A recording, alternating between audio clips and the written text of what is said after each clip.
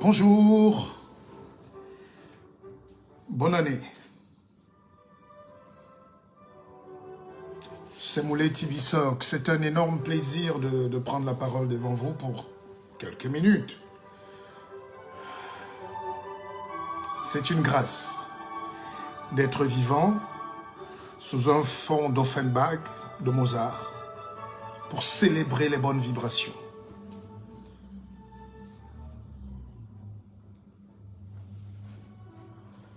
Je suis d'autant plus fier que ce n'est pas un discours forcément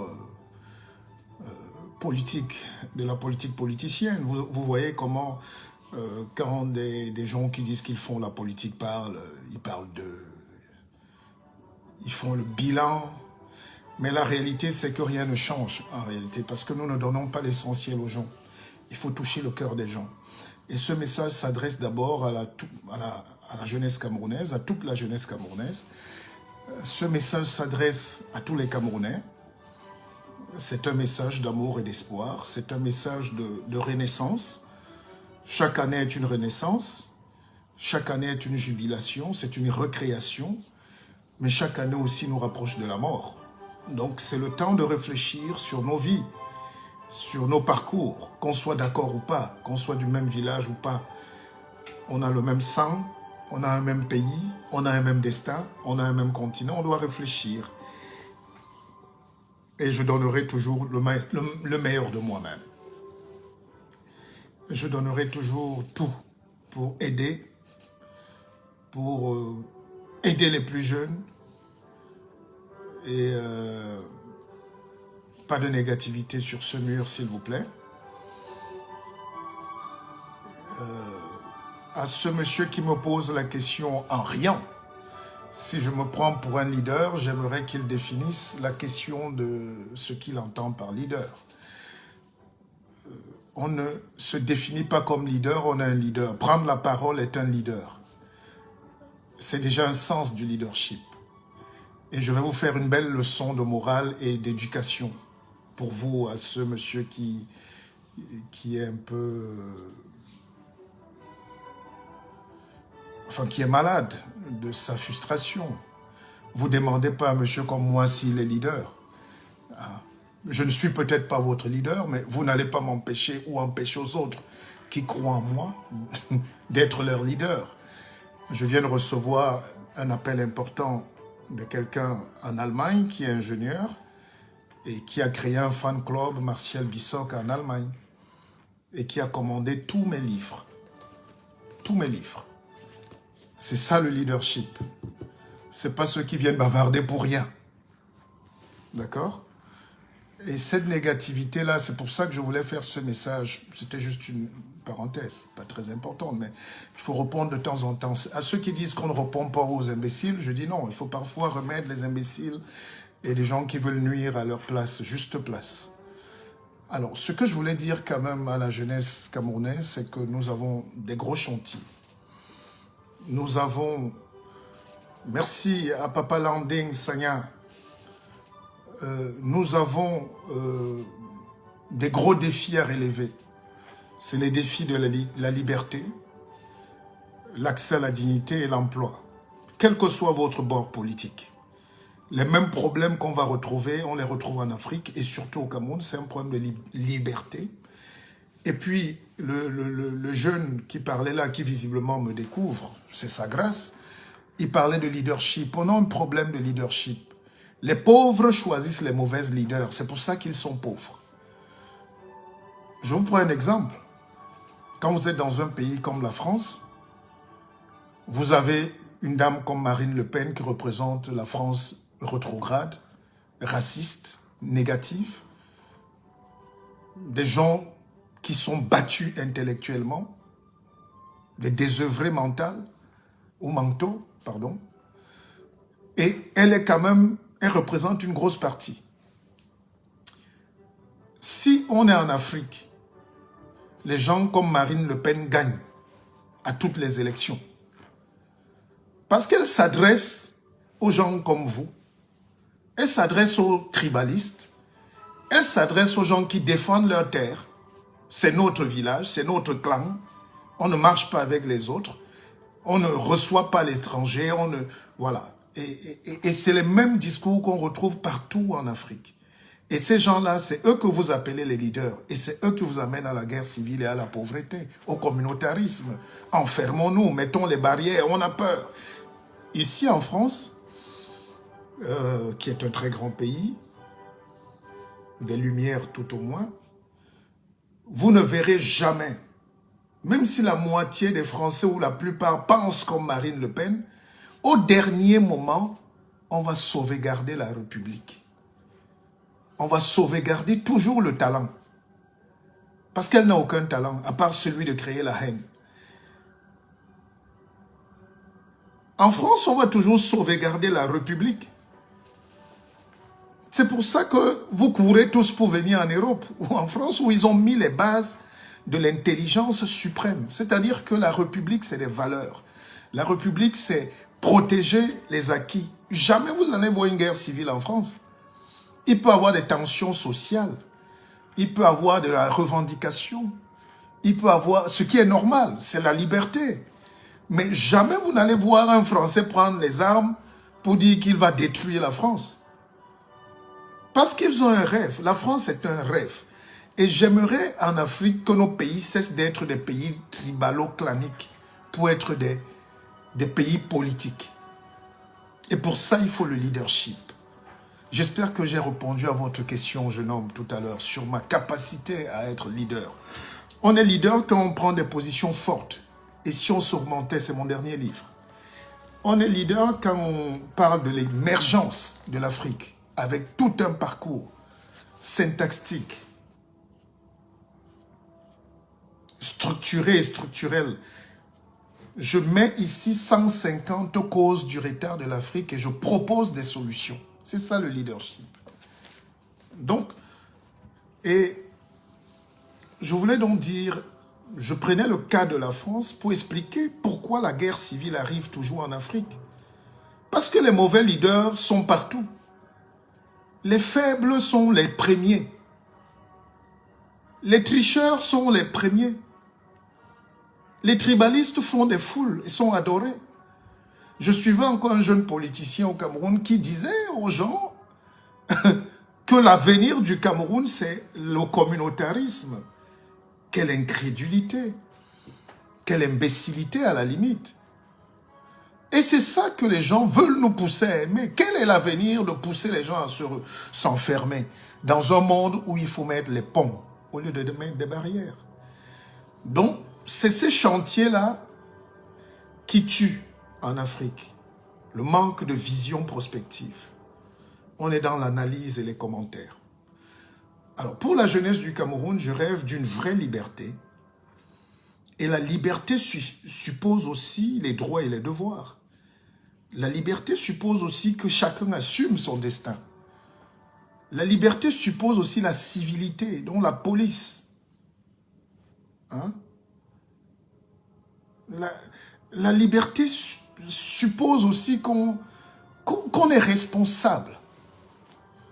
Mais on vit dans des pays où les gens ne sont pas responsables, mais accusent les autres de leurs fautes. Vous ne pouvez pas accuser les gens que vous ne connaissez pas d'être à l'origine de vos malheurs. Et vous ne pouvez pas encourager à la détestation des gens qui devraient être des modèles pour vous. Vous savez, nous on écrit des livres, par exemple. Et on écrit des livres, et quand vous écrivez des livres, il n'y a pas un plus fort engagement que ça. Et d'ailleurs, je causais avec le monsieur qui m'a appelé tout à l'heure, monsieur Ovono, de l'Allemagne, qui a commandé une dizaine de mes livres, et je lui faisais remarquer que la télévision, par exemple, vide le cerveau. Quand vous regardez une émission, vous êtes très fatigué à la fin.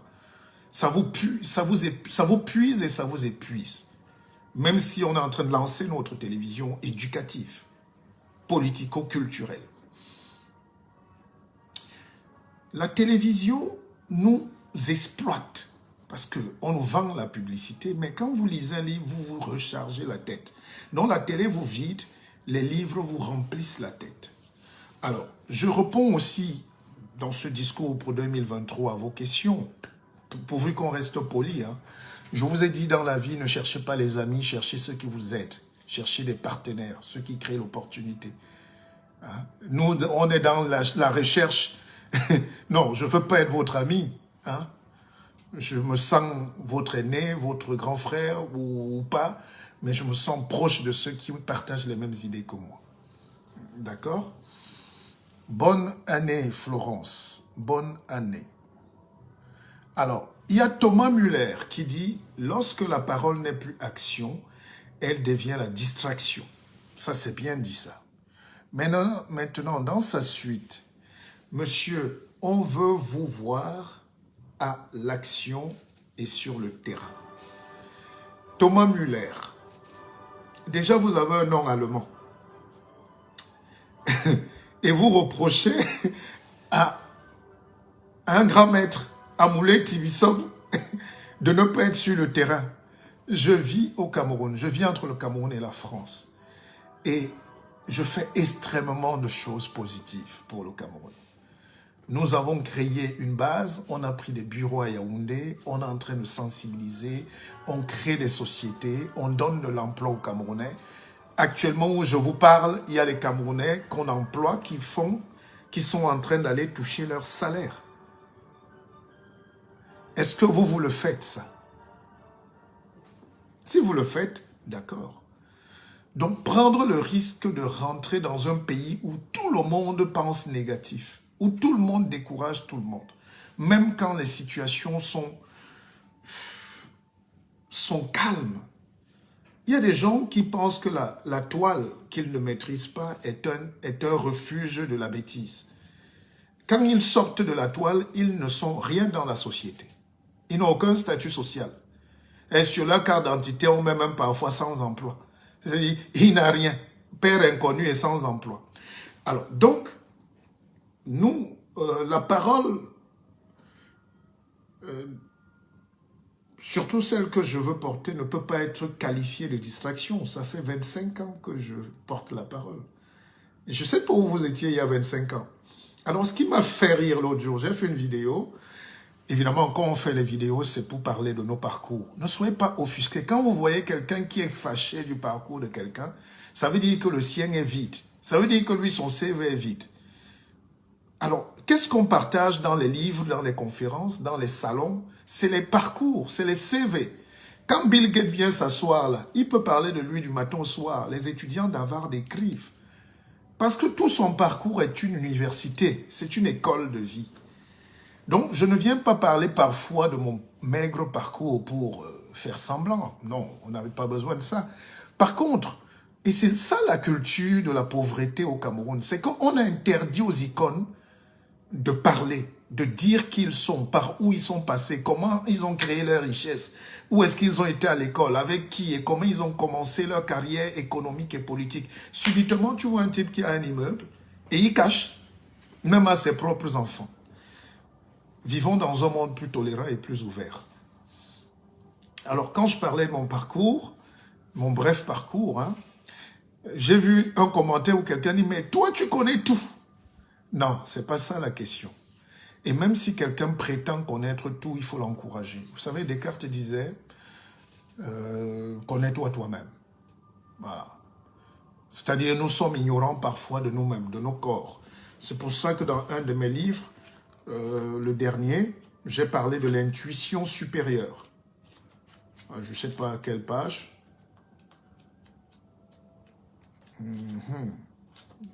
L'intuition supérieure, c'est la force de l'écorce, l'intuition supérieure. C'est très important, hein? C'est très important, mes chers frères et sœurs. Être face à soi-même, ça c'est le chapitre du livre, mais j'ai parlé de l'intuition supérieure. Bref, je retrouverai le chapitre. Nous avons une force que Dieu nous a donnée, c'est l'intuition. Et aujourd'hui, on nous empêche de sentir l'intuition. L'intuition, c'est ce message qui vient 30 secondes avant chaque décision. Quand vous vous levez le matin, je ne pars pas là-bas. Nos grands-parents, avant d'aller en forêt, disaient « Ah, moi je ne traverse pas cette route, il a plu. ou bien un seul chant d'oiseau. Il y a un oiseau qui annonce toujours la mort au village. Il y a un oiseau qui annonce que vous avez pris un gibier. Il y a un oiseau, il y a toujours un signe de la nature. Et si vous n'avez pas l'intuition, si vous ne savez pas vous écouter, vous n'allez jamais vous développer. Vous n'allez jamais comprendre votre corps. Parfois, le corps est en train de tomber malade. Il vous renseigne 1, 2, 3 mois avant. C'est pour ça que les médecins, à l'hôpital, on parle d'hémoglobine glyquée. Donc, on prend vos hémoglobines, c'est dans le sang, c'est l'oxygène du sang, et on les mesure sur 3 mois pour voir si vous n'aviez pas déjà été malade avant, s'il n'y avait pas les signaux, et on découvre que vous étiez malade. Donc, nos grands-parents qui n'avaient pas de grands hôpitaux sentaient la vie. Et deuxième chose que je vais dire à la jeunesse camerounaise, évitez d'être manipulé, évitez les pièges. Évitez d'être haineux parce qu'on vous a dit d'être haineux. Évitez de venir, de vous faire un ennemi de plus pour rien. Je vous prends un exemple. Pour ceux qui ont lu les contes, nous on a grandi avec les contes. Hein. C'est l'histoire du singe et du lion. Le singe passe un jour et il voit dans le trou le lion qui est tombé. Il est affamé. Il a fait peut-être 3, 4, 5 jours sans manger. Et le singe décide de sauver le lion. Il lui tend sa queue et le lion grimpe et puis il sort. Et pendant qu'ils sont en train de marcher, le lion lui dit, mes chers amis le singe, mon cher ami, je vous adore tellement, merci de m'avoir sauvé la vie, mais actuellement j'ai envie de vous manger. Le singe dit, mais comment ça? Je viens de te sauver la vie, mais tu veux me dévorer. Et le singe lui dit, ok, pas de problème, me voici. Dévorez-moi, monsieur le lion. Et il avait oublié que la tortue qui avait la rancune tenace face au lion avait pris le soin de creuser d'autres trous pour que le lion n'échappe pas. Et le singe a compris et il a commencé à dire au lion, allons plutôt à l'arbre, tu ne vas pas me manger en plein soleil quand même. Mettons-nous à l'arbre là-bas de l'autre côté et puis tu vas me dévorer jusqu'au dernier os. Et pendant que le singe évitait le trou, le lion est retombé dans le trou. Et le singe est revenu lui dire, ah. Donc la vie est faite de mesquinerie, de pièges à éviter, de coups bas, même dans nos familles. 3/4 des gens, même dans nos familles aujourd'hui, nous détestent tellement et pour rien. Même des frères à qui tu as donné la vie, tu peux même les amener en France, tu payes tout, tu prends tes sœurs, tu les aides, tu payes l'école, tu fais tout, mais ouais, ils veulent ta mort. Donc combien de fois un passant, combien de fois quelqu'un qui est dans le virtuel. Donc nous vivons dans un monde très difficile, qui ne fait de cadeau à personne, mais ce qui va vous sauver, c'est l'intuition, c'est le discernement, c'est l'aspiration à la liberté. Voilà un peu ce que j'allais dire à mes jeunes frères. Et j'aime bien cet esprit. Je réponds à toutes vos questions. Florence Vitry, bonjour à vous et voilà. Salut. Alors, je parlais de manipulation tout à l'heure. Pourquoi?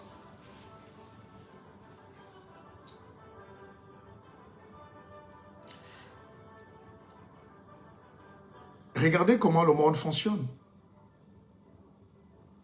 Les jeunes qui ont pris, même si on peut comprendre leur frustration, être jeune au Cameroun, c'est être frustré.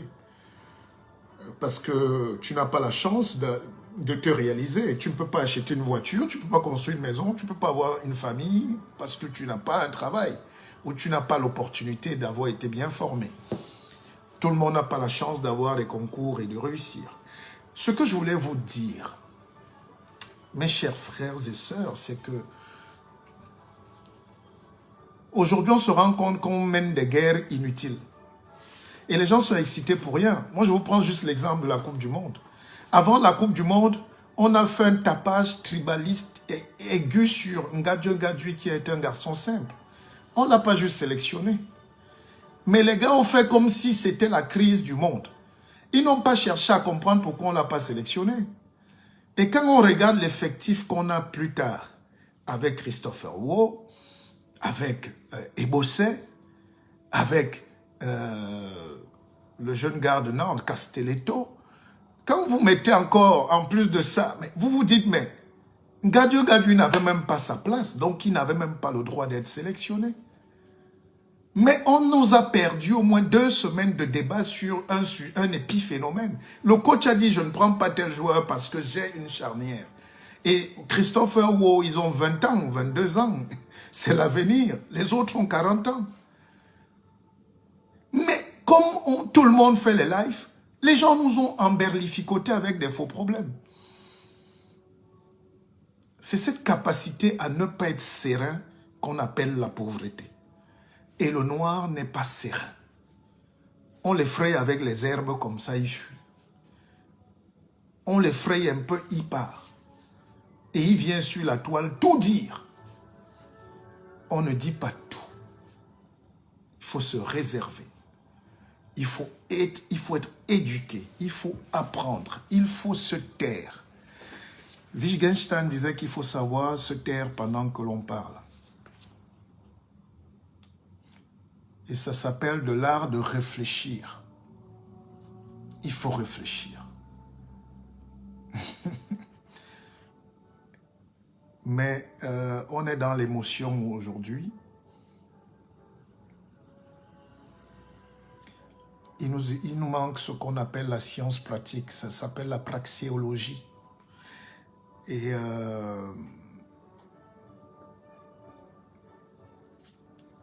la praxéologie, c'est une théorie de l'action. C'est comment faire pour maîtriser nos gestes et faits, comment comprendre le monde en réalité. Et il faut que la jeunesse soit de plus en plus éduquée. Merci de me poser des questions, je réponds.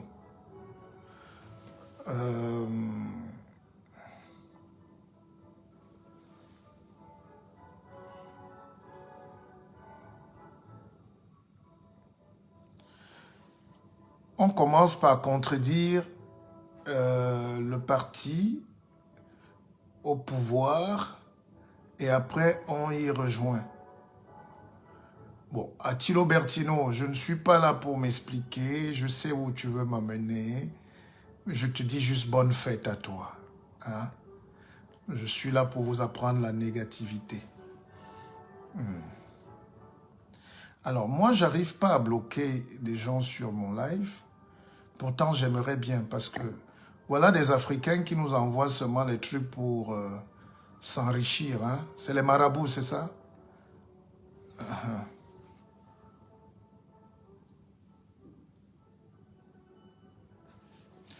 Pata Patson dit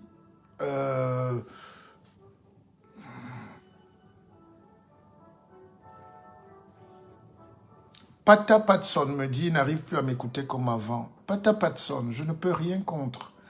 C'est ta volonté. Ne m'écoute même pas à la limite. Tu serais heureux. Je ne sais pas combien tu payes pour m'écouter. Tu sais le nombre de gens qui aimeraient et qui ont la chance d'aimer m'écouter, partager et d'acheter mes livres, les lire, m'appeler, discuter avec moi.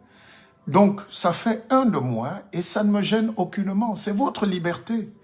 Je ne sais pas pourquoi vous voulez toujours amener les problèmes. Hein? Je viens vous donner des conseils sur la vie. Ne m'écoutez pas, monsieur. Je serai encore plus heureux. Vous savez, depuis que je ne suis pas écouté par des gens comme toi, je suis extrêmement heureux. Ces gens que je ne connais pas qui vous mettent une pression psychologique inutile alors on n'a rien à partager en commun. Je suis là pour donner des enseignements. Et après, j'ai ma vie. Et je ne dis à personne de me suivre. Hein? Je suis un mentor. Je ne suis pas un gourou. D'ailleurs, pour 2023, je vous invite à chercher un mentor. En Afrique, vous n'avez pas de mentor. C'est vous qui parlez de sardinerie. Je pense que les gens que vous suivez dans vos villages politiques, tribalistes, ont été en sardinerie avant moi. Ou sont toujours là-dedans. Vous les attrapez tous les jours. Ça ne vous énerve pas. Je ne sais pas ce que vous appelez sardinerie. Je ne mange pas de ce pain. Mais je suis là pour répondre à vos questions. Mais à condition qu'on soit poli et gentil. Toutes les questions. Moi, je n'ai pas peur. Hein? Un roi n'a pas peur. Comment ne pas être jeune et frustré au Cameroun? Mais cherchez déjà un parrain, un mentor. Pas un parrain, peut-être c'est péjoratif. Mais la vie aujourd'hui, on nous a menti. Il faut toujours avoir un parrain. Oh, mais ces marabouts-là commencent à nous fatiguer. Comment vous avez les moyens d'être marabout, de soigner tout en 1 minute et vous cherchez les clients? Les clients doivent venir à vous. Hein? Comment Zuckerberg, qui nous bloque quand on met une musique de Grace Deka ou de Richard Bona 30 secondes, est incapable de bloquer ces marabouts qui nous gâtent les directs? Hein? Ou bien ils font ça exprès pour saboter notre travail. Alors, donc,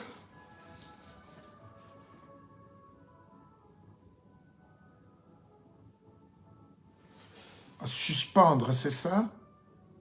Ok. Est-ce qu'on peut suspendre quelqu'un? Il faut commencer à suspendre des gens qui ne vous servent à rien. Alors, je disais que dans la vie, cherchez un mentor. D'accord? Cherchez des gens qui sont des modèles pour vous. Et ce que j'ai constaté au Cameroun, surtout pour notre jeunesse, il n'y a plus de modèles. Et ça ne vous choque pas. C'est ma petite maigre vie qui vous inquiète, alors que vous avez une jeunesse qui est en déperdition. Alors, troisième chose qu'il faut noter au Cameroun, c'est il faut qu'on sorte de l'économie villageoise de Bayam Selam, le commerce, les services commerciaux de base, la misère. Alors, à la question du leadership, vous savez, moi je ne dors pas de mes nuits. Hein. Je n'ai aucun droit au sommeil. Voici mon dernier livre que je suis en train d'écrire devant vous. Industrialisez-vous ou taisez-vous. La théorie du bavardage, voilà, où tout le monde a le droit de faire un live pour critiquer même ceux qui sont des modèles. Il faut quand même préserver. Et finalement, je pense qu'il y a une haine au Cameroun où quand ce n'est pas un type de notre village qui est un modèle, il faut qu'on détruise tous les autres. Non, il y a le talent partout. Il y a le tribalisme qui nous tient, mais je peux vous garantir qu'une tribu n'a pas tout. Et on ne peut pas avoir tout dans une tribu. Tout n'est pas dans une tribu et une tribu n'a pas tout. Et si on ne dépasse pas ces cadres du tribalisme sauvage, on n'aura jamais de pays, même si vous êtes dans n'importe quel parti politique. Et les partis politiques aujourd'hui, c'est les partis tribalistes. C'est-à-dire, on a regroupé où les leaders politiques médiocres se sucrent sur le fait d'avoir le village derrière eux. Mais vous ne pourrez jamais gagner une élection. Peut-être une élection tribale du village. Mais nous, on parle du destin national du Cameroun. Et là, il faut réfléchir un peu plus à sortir de ces enclos-là. Et vous me direz merci demain. On ne peut pas vivre dans le tribalisme. Et toute l'Afrique me fait peur en général parce que cet esprit tribaliste-là est plus fort que la République. Donc, l'Afrique a toujours été un comptoir colonial. Les Grecs sont venus avec les pantalons, le vin. Les Portugais ont suivi, les Français, les Allemands, les Anglais, tout ça là. Ces gens venaient juste déposer leurs poubelles chez nous. Aujourd'hui, c'est les Chinois qui sont les rois. Et tout ce que nous, on peut faire, c'est faire les lives sur Facebook et mettre les conteneurs des vieux matelas, surtout en Allemagne là-bas. Où j'étais à Berlin, on me montre un des Camerounais les plus riches. Son travail, c'est d'avoir une poubelle, une déchetterie, où on verse les matelas, les caleçons, et il met dans les conteneurs et les vieilles voitures, il envoie chez lui. L'Africain ne peut pas être respecté, parce que même dans le cortège présidentiel, les Blancs se moquent de nous. Il n'y a même pas un boulon qui nous appartient. Et c'est donc des pays comme ça, où on nous demande de parler de la finance, où on nous demande de parler d'économie, de politique. Normalement, on ne doit même plus parler, on doit aller au champ. On doit aller dans les usines travailler, on n'a même pas le temps de parler en réalité. Quand je suis au Cameroun, je n'ai même pas le temps de parler. Vous me voyez en direct, je suis du matin au soir et ça me rend malade parce que je vois la pauvreté partout alors qu'on a la richesse qui se verse. Vous fuyez pourquoi? Vous fuyez pourquoi? Est-ce que c'est un travail d'ouvrir sa télé et de commencer à insulter les gens? Mais ça ne nous apporte rien, ni avant, ni après. Et il faut même interdire la politique en Afrique. Parce que au final, hein, ça nous perd le temps. Et je vous fais une confidence, et je l'ai dit sur un plateau télé, vous n'avez peut-être pas été d'accord, par ignorance pour certains, de la chose politique. Mais vous ne pouvez pas être un homme politique en Afrique tombé du ciel. La plupart ont été fonctionnaires de l'État. Leurs femmes même sont encore dans le parti au pouvoir, pour certains. Beaucoup d'entre eux travaillent encore avec l'État. Beaucoup. Tu ne peux pas. Donc le reproche, vous ne pouvez pas faire le reproche à un intellectuel d'aller même visiter le palais. C'est pas possible. Parce que nous avons un seul pays. Donc, mais dans la tête de beaucoup, ça veut dire que quand tu es même opposant, tu es haineux de tout ce que la République fait. Non. Ça fait qu'on n'avance pas, ça fait qu'on est fermé. Un homme politique est appelé à travailler avec les autres, surtout avec l'État. Parce qu'il va enseigner, il sera payé par nos impôts, il sera fonctionnaire, et un fonctionnaire ne peut pas être opposant. Enfin, dans le sens du terme ou de l'africain.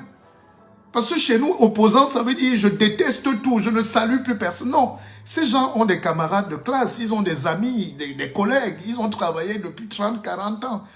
Quand moi je suis au Cameroun, comment tu vas détester les gens qui sont en réalité tes frères? Ou parce qu'ils sont fonctionnaires et toi tu es opposant aujourd'hui? Dans vos têtes là, opposant veut dire quoi en réalité? Je pensais qu'en réalité qu'on a un seul pays et puis on n'a pas les mêmes visions en fonction de ce qu'on soit aux affaires ou pas. Quand tu n'es pas aux affaires, ça ne veut pas dire que tu n'es plus Camerounais, ou tout ce que tu dois dire doit être négatif. Ce n'est pas la politique. La politique, c'est que quand je ne suis pas aux affaires, parce qu'hier j'étais là, et quand j'étais là, je ne parlais pas fort. Quand je ne suis plus là, je ne suis pas ennemi de ceux qui continuent d'être là ou d'y aller, parce que l'État doit avancer. Mais j'apporte mes idées, j'apporte mes propositions, et parfois je suis d'accord, et parfois je ne suis pas d'accord. Mais chez nous, on a dit que c'est la guerre civile. Et c'est ces gens-là qui polluent l'espace d'ignorance, et c'est ça qui, moi, peut-être me fait mal. Donc, je pense qu'il faut à la longue supprimer l'idée même de la démocratie. Pas la démocratie fondamentale qui donne le droit au peuple de choisir, mais ce droit où tout le monde vient aujourd'hui parler de politique. Et tout le monde insulte tout le monde. C'est pas possible. On est plutôt en train de basculer dans ce que je vais appeler l'émocratie. Donc, la dictature de l'émotion. Nous sommes dans l'émocratie politique. Et l'émocratie amène le tribalisme, le clanisme, la guerre civile. Et peut-être certains veulent donc que nous soyons en guerre civile. Dans ce cas, ils ne sont plus des hommes politiques. La politique, c'est pas faire la guerre.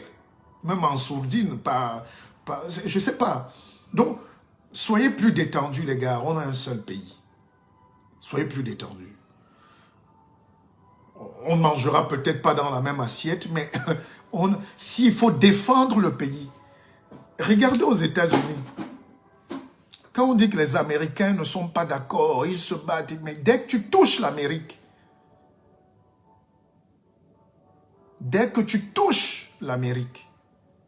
un seul point d'un Américain, tous les Américains sautent sur toi. Mais chez nous, les gars font même les lives où ils prennent les secrets de l'État. Parce qu'ils sont frustrés. Hein? Ils sont au chômage, cachés à Londres ou en Allemagne ou à Berlin. Les gars est prêt à venir vendre son pays en croyant qu'il y a un blanc qui va lui donner un peu d'argent ou qui va dire « Bravo, tu es un vrai noir ». Vous avez déjà vu un Français vendre la France? Vous savez les problèmes qu'il y a en France? Les problèmes qu'il y a en France. Baudelaire Boutouan, bravo à toi. Merci à ceux qui me restent fidèles parce que tout ce qu'on peut vous dire sur moi, là, ça ne peut pas être vrai. Je reste un vrai homme qui tombe les armes à la main. Je n'ai même pas besoin de votre amitié. J'ai besoin juste de vous donner ce que j'ai comme force et de profiter. Je ne veux même plus que les gens me saluent parce que ça me bouffait de l'énergie. Vous ne savez pas combien j'ai donné des conseils pendant 2-3 ans, matin, midi, soir. Et vous ne payez même pas 5 francs. Ça se paye, monsieur. Alors si en retour, parce que, bon, même si j'aurais commis une faute, vous ne commettez pas une faute. Donc pour une faute, on doit te tuer. Ça veut dire que les gens sont en réalité très méchants. Le Camerounais est très haineux et très méchant. Jojo de Souza, c'est pas vrai. Je ne t'ai jamais trahi, je ne te connais pas. Tu ne m'as jamais écrit. Tu n'as jamais fait un effort même de participer à l'élan de progression intellectuelle. C'est pas vrai, Jojo. Je ne t'ai pas trahi. Je ne te connais pas. Je ne te dois rien.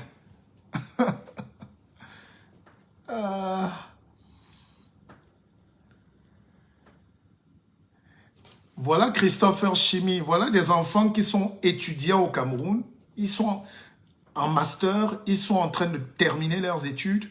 Demandez aux petits comme Christopher Chimie ce que je fais pour la jeunesse sur place.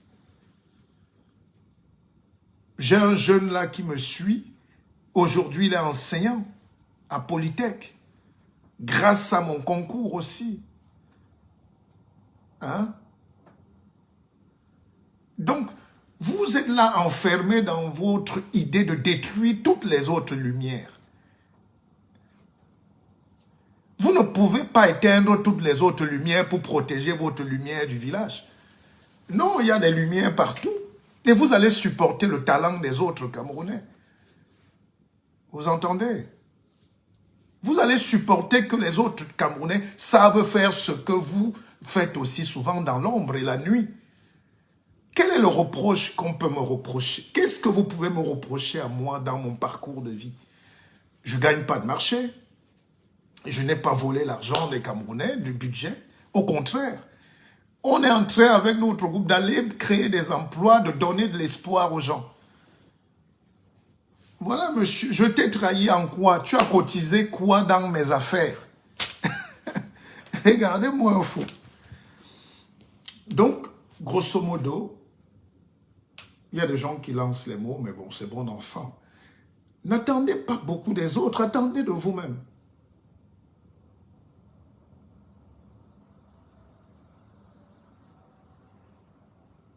Attendez de vous-même. Vous n'attendez rien de vous-même, mais vous exigez à un grand maître comme moi, vous m'exigez quoi? Je ne vous dois rien.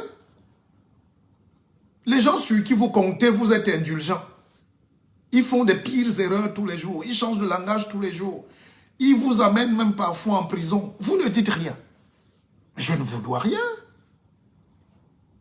Au contraire, vous ne savez pas à quel point je risque ma vie aussi pour que nous ayons un semblant de pays qui se porte mieux. On se bat tous pour protéger le Cameroun. C'est pas ça? Alors, moi, je suis là pour répondre à vos questions. Hein. Voilà, c'est la seule occasion. C'est l'année qui commence. Voilà. Alors, monsieur Fongo Tongo, là, un beau village comme Fongo Tongo. Monsieur Bissok, le Cameroun se porte très mal. Il faut vraiment prier l'Éternel pour que ça aille mieux. Il faut vraiment qu'on se soumette aux lois de l'Éternel. Non, soyez juste un peu positif. Je vous parlais du cas des lions indomptables. On a exclu Onana. Mais oui, il a été exclu. Vous voulez qu'on pleure? Derrière, on avait Ebassi qui est là. On a même le petit gardien de Marseille, qui c'est un petit gars Bamoun là, Nganjon peu là. Mais vous ne pouvez pas mettre autant d'énergie sur un seul... Mais on a suspendu Onana. Est-ce que l'autre n'a pas été fort? Si on n'avait pas suspendu Onana, est-ce que vous alliez découvrir qu'on a un gardien génial comme Ebassi? C'est ça le problème des Camerounais. C'est-à-dire, en même temps, ils disent on veut le changement, mais ils ne veulent en réalité pas le changement. Dès que tu touches un peu les Camerounais, c'est eux-mêmes qui se plaignent. Finalement, laissons la chance. Même en politique. Vous critiquez trop là, mais quand Vous êtes aux affaires, vous ne parlez pas. Vous voulez empêcher aux autres Camerounais d'entrer dans les affaires, pourquoi? Ou d'avoir un destin politique autrement. Qu'est-ce qu'il y a de mauvais à enlever un gardien qui insulte son coach pour le remplacer par un autre qui a même plus de talent? Mais comme on paye tout, les gens payent tout pour venir en live se faire écouter, c'est quand même terrible. Et à la fin, quand on se rend compte qu'on a un meilleur gardien, même plus que celui qui faisait le bruit avec ses coups de pied, les gens ne disent même pas « excusons, on s'est trompé ». Le malheur des pauvres, c'est qu'ils ne s'excusent jamais. Le malheur des pauvres, c'est qu'ils ne savent pas dire « on s'est trompé ». Le malheur des pauvres, c'est qu'ils parlent de tous les sujets à toutes les minutes. Chaque minute, un podcast sur tous les sujets, alors qu'ils n'ont même pas été à l'école, ils n'ont aucune connaissance, mais ils veulent quand même qu'on les écoute. L'école n'est pas obligatoire, mais un peu de respect. Un peu de respect pour ceux qui peuvent quand même nous aider à construire. Alors, Fongo Tongo, le gouvernement est responsable de cette injustice, même le bas peuple est aussi responsable de cette injustice. Mais moi, je réponds, hein, partagez le direct si vous voulez, hein, c'est pas une exigence. Alors, qu'est-ce qu'il me dit? Regardez comment les Camerounais boivent l'alcool et font l'homosexualité, le lesbianisme, l'immoralité. Avec ce genre de comportement, on va se développer comment? Bon, là, on balance maintenant tout.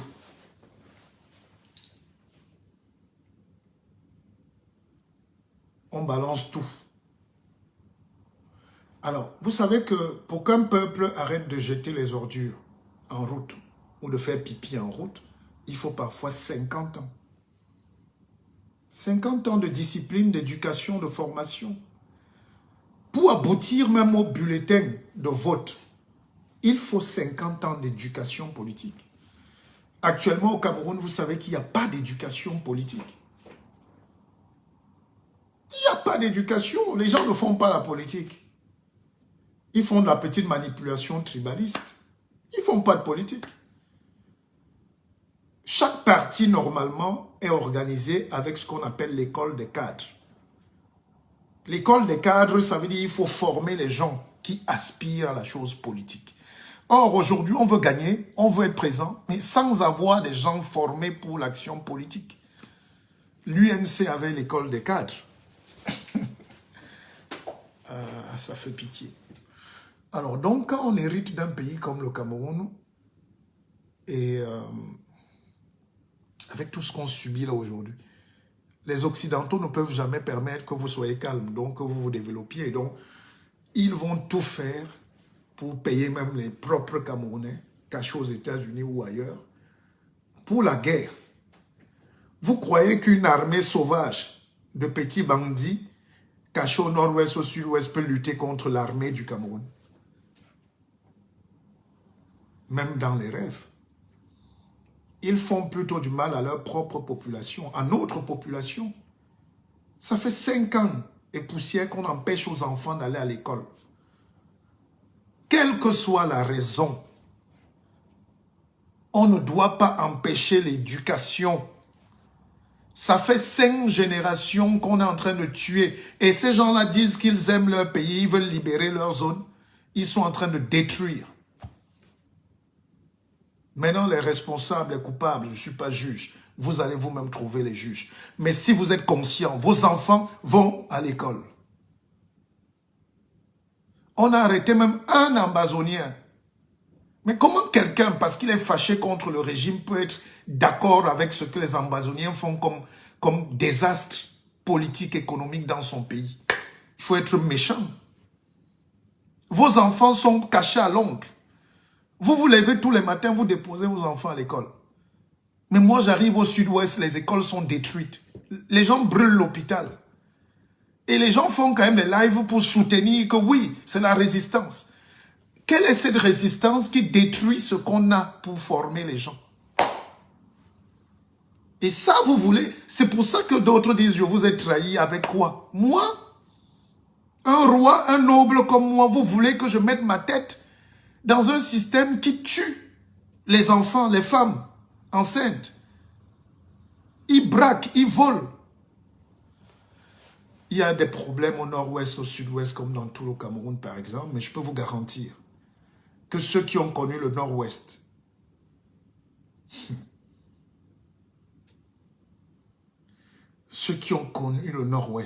la CDC était le premier employeur d'Afrique centrale.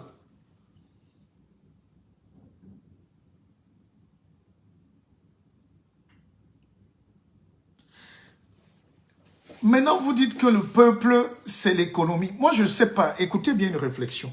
Tous les jeunes qui ont pris le désert, là, tous les jeunes qui prennent la route, là, c'est eux qui travaillaient. Hein. Ils ont fui le nord-ouest et le sud-ouest pour venir maintenant à Londres, à Paris, je ne sais pas où, à IR, à Bruxelles. Mais qui va payer ces usines qu'on détruit, là? Quelles que soient nos raisons. Hein. Moi-même qui vous parle, dans mon village, je n'ai plus de terre. Bolloré a arraché les 3/4 des terres au Cameroun avec les Chinois et les autres expatriés. Mais est-ce que je dois commencer à aller brûler l'école de mon village? C'est cette éducation qu'on doit avoir. Maintenant, il y a un chômage pas possible au nord-ouest, au sud-ouest. Le nord-ouest, c'était le paradis du Cameroun, même par le climat. Et cette diaspora du nord-ouest et du sud-ouest est la plus forte d'Afrique centrale, hein, parce que l'Afrique de l'Ouest n'a pas ces problèmes-là. En Afrique de l'Ouest, ils rentrent vite. Même les vigiles que vous voyez ici cotisent, les Maliens que vous voyez sénégalais, ils rentrent, ils construisent des villes entières. Même les footballeurs, regardez ce que Sadio Mané fait pour le Sénégal seul. Il a construit toute une ville. Il est en train de changer son village. Chez nous, quand un footballeur donne une cuisine, on montre à la télé. N'est-ce pas? Regardez ce que Sadio Mané fait. Regardez ce qu'un rappeur comme Icon. Il est américain, il fait le rap. Il est en train de construire une ville moderne comme San Francisco au Sénégal, dans le désert, avec des partenaires qu'il a ramenés. Depuis que Yannick Noah nous parle de son projet là, c'est où? Quel est le Camerounais qui se surpasse? L'Afrique centrale est une usine d'égoïstes. Les hommes politiques sont égoïstes. Les hommes même, vous-même qui êtes connectés, vous êtes égoïstes. Chaque Camerounais rentre construire sa maison. Hein, j'écoute les Camerounais. Ils rentrent construire chacun sa maison. Chacun a une maison au Cameroun. C'est bien. Mais est-ce qu'on a des projets communs? Regardez les petits Sénégalais. Moi, quand j'arrive à Dakar, on te montre des petits Sénégalais qui construisent des usines. Ils déposent pour le village. Ils construisent un hôpital seul. Tu demandes, tu crois, il n'y a pas de professeur agrégé. Tu cherches là, on dit qu'il vend les objets d'art à New York. Il est vendeur à la sauvette sur les Champs-Élysées. C'est des petites personnes qui construisent un pays à côté de la politique. Mais chez nous, les titres sont ronflants. Le bavardage est énorme. Quand un drogué se met là sur Facebook après avoir fumé 3 joints, il croit qu'il connaît. Des abrutis de première espèce. Et tu te demandes comment des gens infréquentables comme ça côtoient des gens qui sont censés être professeurs ou agrégés ou docteurs. Et c'est eux qui viennent nous donner des leçons. Soyez un peu quand même réfléchis. Réfléchissez. Tout ce qu'on fait pour nos enfants, c'est condamner la boisson, la drogue. Et voilà. Quand un gars est déjà drogué, il a quelle qualité, quel mandat pour venir parler aux gens? Même les fous, on les like à la fin sur Facebook. Et vous nous demandez des comptes. Je dis même des fous.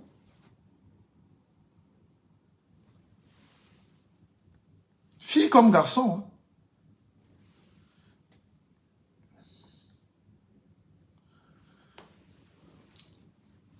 Alors, voilà une bonne question qui m'intéresse.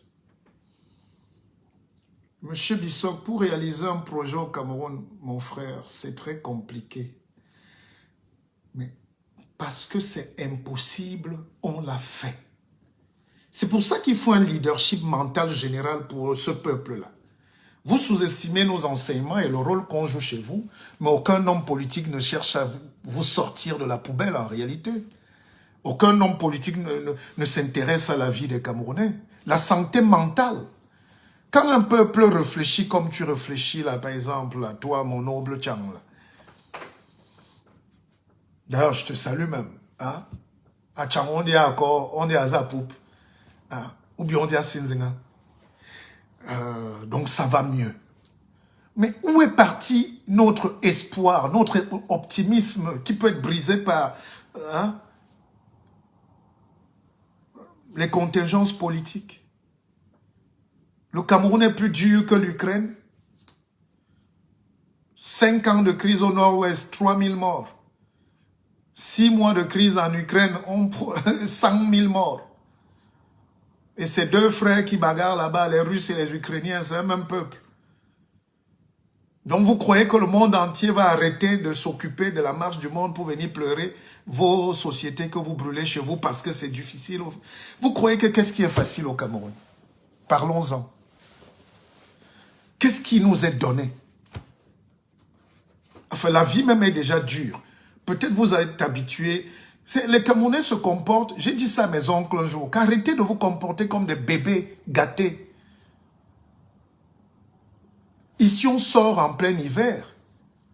Tout le monde est sorti à 4 h du matin. Je suis sorti à 4 h du matin.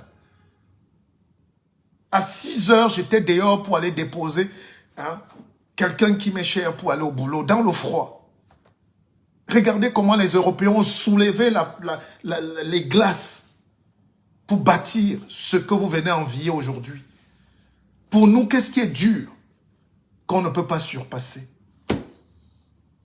J'ai toujours souvent perdu au Cameroun.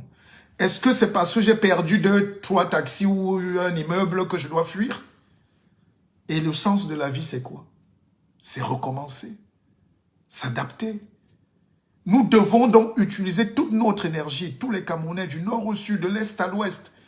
Tous les savants camerounais devraient même se mettre ensemble. Tous les expatriés camerounais.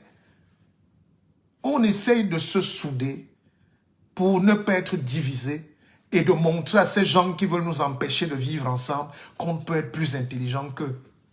Oh là là. Il faut un réarmement moral général.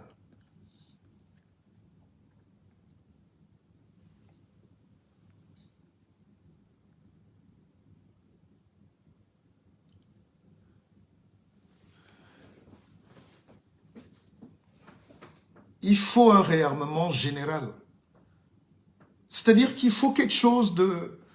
Ce temps perdu-là, qu'on croit qu'on est en train d'être brillant parce qu'on nous félicite. Vous savez, je faisais des lives qui avaient 2 000 à 3 000 vues, mais j'étais malheureux parce que à la fin, ça ne m'apporte rien du tout. L'émocratie dans laquelle on est en train de tomber, je reprends, dont la dictature de l'émotion, nous fait perdre le temps. On perd le temps en Allemagne, on perd le temps en Belgique, on perd le temps en Angleterre, on perd le temps. C'est pas parce qu'on a acheté une petite maison en France qu'on est grand. On n'est rien du tout. C'est juste une maison. Et on va la payer sur 30 ans. Vous pouvez réfléchir autrement. Est-ce que ces services-là, ce qu'on peut rendre à notre pays, c'est pas d'aller avec le cœur entier et se développer? Tout se contourne. Allons faire peser le système pour changer la donne. N'est-ce pas? Quand on est dans le leader sur Facebook, on a des followers. Quand je dis aux gens que nous, on a fait des émissions où on avait 6 millions d'auditeurs. 6 millions. J'ai fait des émissions de télé où on était à 15 millions d'auditeurs. De grandes écoutes politiques. Pendant des années. Alors, c'est pas l'audimat qui fait l'homme, c'est ce qu'il dit. Quand on se regarde dans la glace le soir, comme disait Charlie Chaplin, quand je ris, la glace ne rit pas. Ça veut dire qu'il y a un problème. Ne nous mentons plus. Nous sommes égoïstes, nous tous. Nous sommes faibles. Nous refusons d'assumer notre destin. Je peux vous garantir que dans le système que vous dites là, le système BIA qui est corrompu, Je ne suis pas là pour dire c'est vrai ou pas, mais tu es dans le système BIAD. C'est un système qui fait 40 ans. En 40 ans, on ne parle plus de système. Ce n'est plus un système parce que on a usé tout ce que le Cameroun a de brillant. Avant, hein, tous les Camerounais qui se découvrent même opposants aujourd'hui, vous allez même vous rendre compte que c'est les pires ennemis de ce système Cameroun qu'on veut bâtir parce qu'ils font partie de ce système, plus même que d'autres. Vous parlez de quel système? Est-ce qu'il y a un système au ciel? Nous tous, on est dans le système. Améliorons le système. Quand le chef de l'État, Paul Biya, met des gens et qu'il les arrête après, vous faites le live pour dire libérez tel. On vous dit qu'ils ont volé. Vous êtes les premiers à dire libérez tel. Quand ça vous arrange. Quand ils sont de votre village. Tout ce qui peut me choquer au Cameroun, c'est qu'on arrête un homme pour sa liberté parce qu'il s'est exprimé. Mais je ne peux pas me plaindre quand on arrête des gens qui volent.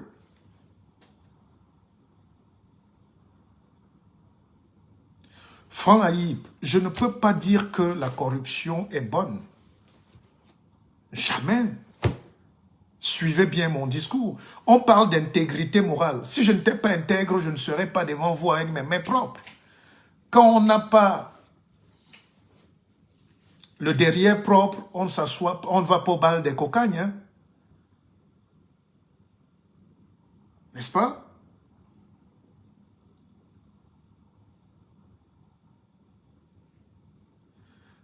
Diaspora, je n'ai pas demandé au peuple de prier. Ce que je veux demander, d'ailleurs, écoutez, je vous donne encore un petit enseignement.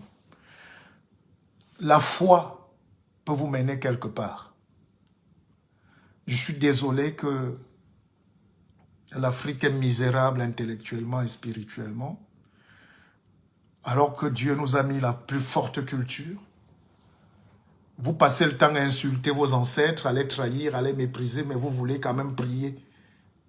Comment vous pouvez croire aux ancêtres des autres? C'est-à-dire, est-ce que vous êtes déjà même prêt dans la tête? Maintenant que vous voulez que je vous dise, chers Camerounais, chers Africains, est-ce que vous êtes prêts dans vos têtes à assumer, à écouter certaines choses? Oh, la misère mentale. Est-ce que vous êtes prêts à écouter des vérités?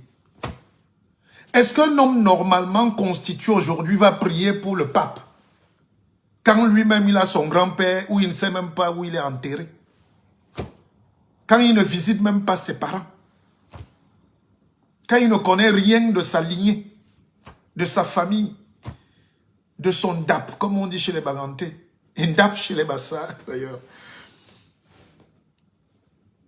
Vous ne connaissez rien de votre histoire, ça ne vous intéresse pas. Votre histoire a commencé il y a 2000 ans, selon vous. Et pour certains, ça fait même pas 100 ans que le christianisme est entré chez nous. Mais vous parlez de prier. Quand tu vas attaquer ces sujets, un peuple qui n'est pas sûr de sa spiritualité ne peut pas se développer. La corruption, tout ce que vous citez là, c'est un corollaire. C'est un épiphénomène face au premier problème qui est culturel et spirituel. Vous n'êtes rien. Les gens rêvent de Jérusalem. Vous rêvez du bonheur des autres. Ils ont écrit leur sagesse dans leur livre, où ils racontent leur parcours, ils descendent d'Abraham, a fait ceci. Et c'est ça que vous récitez et vous dites que c'est votre culture, au détriment de votre force spirituelle. Et vous voulez vous développer. Vous voulez la justice alors que c'est la première des injustices.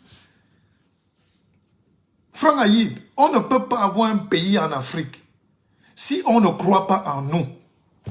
Et pour croire en nous, il faut commencer par croire en vous-même, à votre destin, une communauté de destin spirituel. Et c'est ça qu'on appelle la force spirituelle. Mais tu vas lutter contre les apôtres qui naissent chaque jour sur Facebook. L'Afrique est embrigadée entre cette fausse culture chrétienne, vous le savez, où on vient poser la croix sur la grotte de Ngorli-Touba pour détruire la force ancestrale et mystique africaine et camerounaise. Les gars viennent construire leurs églises chez vous pour pérenniser leur domination. esclavagiso-colonial qui sert à maintenir les terres, les cultiver pour amener le produit. C'est le même processus qui continue aujourd'hui. C'était ça le but de l'Église catholique, adoucir les mœurs pour que l'esclave ne se rebelle jamais. Dès que tu as ce côté-là, et tu viens tomber maintenant ici, tu as ces nouveaux pasteurs abrutis qui sortent de prison, qui bavardent, qui vendent la drogue, ils viennent écumer les plateaux, les quartiers, on ne dort plus dans les quartiers, on joue la musique toute la nuit, c'est ça l'Afrique. Et c'est ça le Cameroun. Donc entre ces deux pôles de déviance sociale et intellectuelle et culturelle, où est la place de l'intelligence africaine? Où est le Camerounais sage qui croit en ses ancêtres? J'ai dit ici que la spiritualité, c'est atterrir sur ses deux pieds. C'est le chat. C'est pour ça que le chat a 9 vies et c'est un animal mystique. Quand tu atterris sur tes deux pieds, quand tu ne vas pas chercher l'aide à Bethléem, quand tu ne crois pas au balivernes, aux histoires des autres, les autres ont écrit leur histoire. Vous voulez la rendre universelle comment? Comment tu peux croire en l'histoire de l'autre qui a marché sur le désert du Sinaï plus que ton histoire de ton grand-père qui a permis que tu sois en vie? Ton arrière-grand-père a lutté contre les tigres, les phacochères, les colons, les armes, les esclavagistes, les sorciers, pour que vous soyez en vie. Et aujourd'hui, on a la chance d'être regroupés tous dans un pays, au lieu de réfléchir comment dépasser cette étape de la misère mentale et spirituelle. Vous êtes là, yo, le pays ne va pas bien. Mais bien sûr, il ne va pas bien. On a un problème spirituel. Vous ne pouvez pas croire aux écrits des autres. C'est comme si tous mes amis sont juifs. Tous mes partenaires sont juifs. Jamais je n'ai vu un juif se lever un matin et il cite le grand-père à Tangana-Bissau qui avait lutté pour défendre Yaoundé et ça a donné la liberté au peuple d'Israël. Ils s'en foutent. Regardez d'où on vient. Regardez notre histoire difficile. Depuis l'esclavage, la colonisation, la néocolonisation. Ces gens ne nous laissent pas respirer. Et c'est eux qu'on prie. Et c'est eux qu'on supplie. Et après vous demandez la liberté ici. Vous ne serez jamais libre. Parce que la liberté dont on parle là va passer par l'émancipation financière, l'industrialisation, la science. Il faut domestiquer la machine. Il n'y a pas de machine chez nous.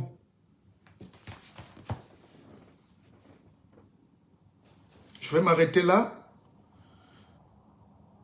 Mais je voulais quand même vous raconter une petite histoire. J'avais ma Mercedes et je vais chez le garagiste. L'un des plus grands garagistes de la ville, à Douala. Il y avait un problème de lève-vitre qui était gâté. Et je suis arrivé, il a adapté, il a dit que c'est bon, il a réparé. J'ai payé. Au moment de partir, je vois qu'il a mis le truc qui lève la vitre et la main. J'ai refusé de prendre la voiture. J'ai refusé. Vous imaginez que l'homme occidental a mis la technologie, le lève-vide, c'est automatique, tu appuies un bouton. Chez nous, on veut te ramener à remonter la mécanique. Donc, il te ramène 40 ans en arrière. Pourquoi? Parce que c'est l'ignorance. Et c'est un cas précis pour vous montrer que nous sommes ignorants de presque tout et de la marche du monde. Comment marchent les data? Moi, j'ai vu au Cameroun, un pays comme le Cameroun n'a aucun serveur. Les serveurs sont en France. Ça ne vous choque pas. C'est la corruption que vous créez même vous-même et que les colons créent qui vous énerve. Il n'y a aucun serveur. Tous les ingénieurs, on a 8000 ingénieurs camerounais en Allemagne. Je dis 8000. Vous faites quoi? Vous devenez vigile là-bas? Ça ne fait pas pitié. Ça ne vous pousse pas à réfléchir? Deuxième chose, j'ai perdu une Audi A6 à Yaoundé, toujours dans le garage, et jusqu'aujourd'hui, elle est abandonnée là-bas. Parce que le type a voulu m'adapter les fils, je ne sais pas quel caoutchouc, parce qu'il n'a aucune connaissance du monde qui évolue. Là, on parle de l'automobile. Je vous épargne de la santé, dans les hôpitaux. Je vous épargne. Et qui va faire cet apport technologique? Vous croyez que c'est l'État qui a créé les Renault? Évidemment, battons-nous pour qu'on crée des conditions favorables pour la création, la germination du génie camerounais. Et ça, vous ne voulez pas ça. Vous voulez nous maintenir dans le tribalisme, dans la sauvagerie, la perte de temps, les lives inutiles, le bavardage, le sectarisme, la fausse politique, le communautarisme. Et ça, vous appelez ça de la politique. C'est de la misère. Les gens qui ont gagné les petites mairies en ce moment au Cameroun, moi je ris, où sont députés. Parfois je passe dans ces villes, rien n'a bougé. Je vous mets au défi. Allez à Douala, allez dans les petits villages où les gars ont gagné les mairies, là, ils se vantent. Ils ont des partis politiques. Demandez ce qui a changé avant et après, si vous réfléchissez. Allez demander ce qui a changé. Mais donc pourquoi donc le peuple va vous voter si c'est pour rentrer en arrière, si pour que rien n'avance? C'est pour ça que je dis, moi dans ma réflexion, je peux me tromper, nous devons être dans le train qui avance. Et le train va avancer avec tous les Camerounais de bonne foi. Nous ne maîtrisons rien. Les Camerounais sont là, ils se baladent avec les diplômes dans le monde entier. Ils sont heureux d'être aux Nations Unies. Bolloré, lui, plante le palmier à huile et c'est lui qui nous vend l'huile de palme. Hein? La PHP nous vend la banane. Et tu veux manger la banane au Cameroun, c'est les gens qui sont venus de France, qui sont allés mettre les milliards, ils ont arraché nos terrains, ils nous payent 5 000 francs le mois et c'est eux qui vous vendent la banane. C'est ça la paresse de l'homme noir. On dit que le Camerounais est travailleur, peut-être, mais il travaille mal. Parce qu'il ne veut pas apprendre. Nous devons donc domestiquer le savoir. C'est pour ça que toute la nuit, je travaille. Voilà le livre, la théorie du bavardage. Le livre, c'est industrialisez-vous ou taisez-vous. Et on va se battre pour qu'on ait accès à l'industrie. L'industrie, c'est souvent 2 personnes qui créent. Et après, ça change la vie des millions de gens. Chez nous, on veut tous profiter de l'État, tous bavarder, mais personne n'investit. Quand quelqu'un investit, c'est pour acheter les babouches chinoises et les déposer au sol. Il construit vite son immeuble avec les carreaux qui viennent d'Italie. Et puis il dit qu'il est riche. Il achète 2 voitures en Allemagne d'occasion et on ne respire plus alors qu'il n'y a même pas de route. Vous pouvez avoir le Mont Cameroun qui charrie le gravier et le goudron pur dans le magma et vous n'avez pas une usine qui fait le goudron. Banaloba. Donc, le premier chapitre, ça sera la théorie du bavardage.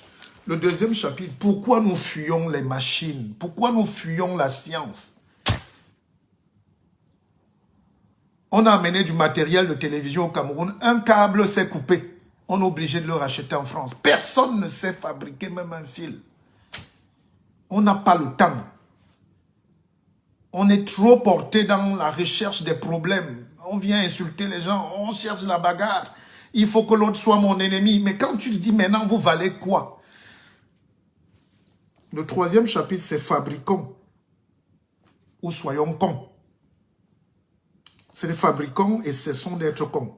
Et en troisième chapitre, je dis aux Camerounais, Dieu vous aime. Parce que malgré tout ça, Dieu nous aime beaucoup. Si Dieu ne nous aimait pas, c'est qu'on a disparu.